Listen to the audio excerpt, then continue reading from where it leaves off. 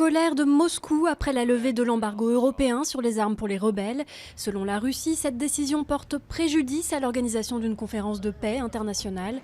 Le Kremlin prévoit par ailleurs de livrer à Damas des systèmes de défense antiaériens pour dissuader toute velléité d'intervention extérieure. L'avocat de Bernard Tapie et le juge-arbitre Pierre Estou sont en garde à vue. Les deux hommes sont soupçonnés d'avoir eu des liens qui auraient faussé l'arbitrage rendu en faveur de Bernard Tapie dans l'affaire l'opposant au Crédit Lyonnais sur la vente d'Adidas. L'homme d'affaires avait alors perçu 403 millions d'euros de l'État français.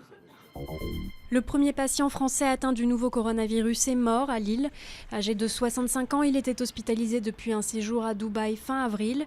Son voisin de chambre contaminé est lui toujours en réanimation.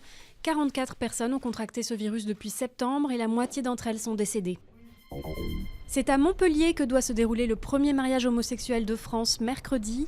Vincent et Bruno se diront oui devant leurs amis, mais aussi devant 130 journalistes et 2 ministres, Najat Vallaud-Belkacem et Dominique Bertinotti. Le choix de Montpellier n'est pas un hasard. La maire socialiste Hélène Mandroux a toujours été à la pointe du combat pour le mariage homo. D'accord pour la cigarette électronique, mais sous conditions. Les experts chargés d'évaluer le nouveau produit recommandent notamment de l'interdire aux mineurs et aux femmes enceintes, ainsi que dans les lieux publics où il est interdit de fumer. Inventée en 2005 par la Chine, la cigarette électronique fait débat chez les tabacologues qui s'interrogent sur sa nocivité.